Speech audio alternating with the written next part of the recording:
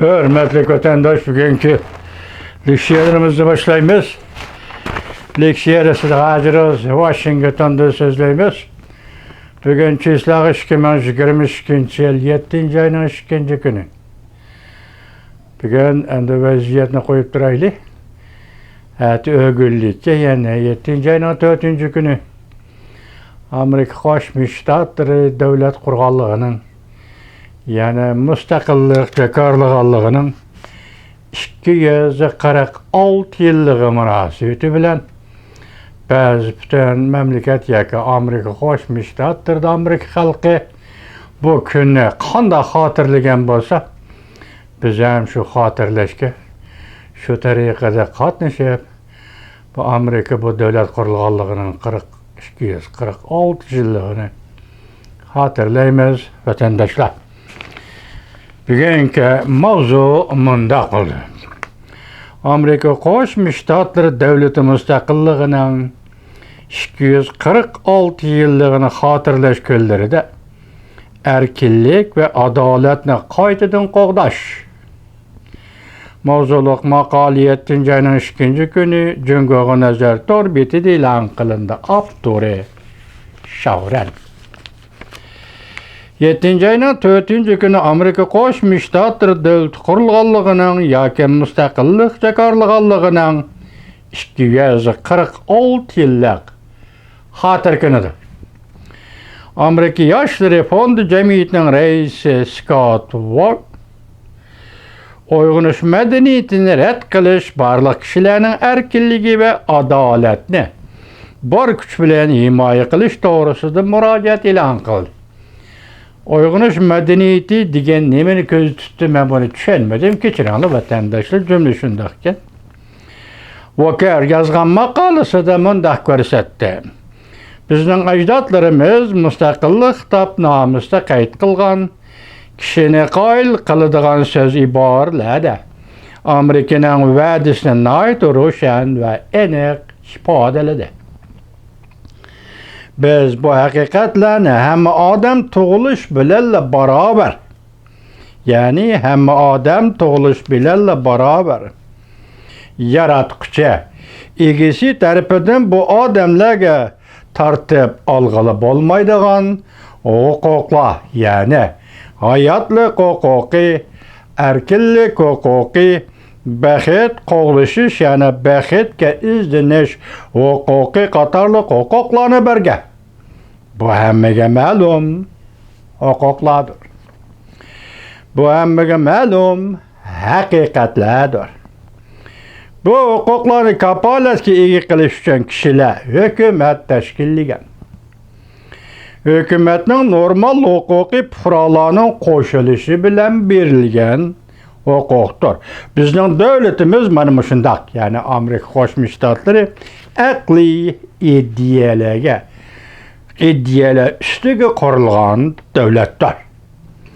Biz hammamiz odamlar tug'ilish bilan barobar. Yaratquchi bizga erkinlik ve baxt qo'g'lishdan iborat yoki baxtga izlanishdan iborat negizli huquqlarni bergan. Diqqat qiladigan bir taraf shuki, huquqni hukumat bergan emas. Aksiga hukumatning mas'uliyati bu huquqlarni qo'g'dashdir. Biz barliq amerikaliklar mustaqillik kitobnomasida berilgan va'dalarga yaqinlab kelgan sira bizning davlatimiz eng go'zal va mukammal bir davlatga aylanadi. Bizning huquqlarimiz Allohdan kelgan. Shunlashqa bizning davlatimiz Amerika Allohning himoyati ostidagi davlatdir. Bizning davlatimiz parchalanmaydi. Kishilarning erkinlikdan, adolatdan bahramand bo'lishini kapolatga ega qilish 1776 yili 7. ayning 4. kuni tungi qatam jakarlangan va'daning bir qismidir. Merhum Prezident Reagan mundaq ogohlantirgan edi. Erkinlik bir davr odamlardan olqib o'tmasa, nabot buludu. Erkinlik vücudumuzda ekip turgan kan bilen evladımızın vücuduga ötüp kelmeydi. Biz her bir kişi erkinlik için küreş kılımız. Can kılışımız gerek. Erkinlikle kovduşumuz gerek. Andın erkinlik ve adalet evlattan evlatka devamlışıdır. Müşabzasını yani bırak öğüte geçiren vatandaş, merhum Prezident Reagan munda agahlandırgan idi. Erkinlik bir devir adamlardan halkıp ötmese nabut buludu. Erkinlik vücudumuzda ekip durgan kan bilen evladımızdan vücuduga ötüp kelmeydi. Biz her bir kişi erkinlik için küreş kılışımız, can kılışımız gerek. Erkinlikle kovduşumuz gerek. Andın erkinlik ve adalet evlattan evlatka devamlışıdır. Amerika Müstakillik Kitapnamesini yazgan Thomas Jefferson, Amerika'nın devlet kuruş tarihideki iddiyi tefekkürünün pişvasıdır. Müstakillik Kitapnamesiga mundaq yazılgan idi. Biz mundaq hesaplaymiz.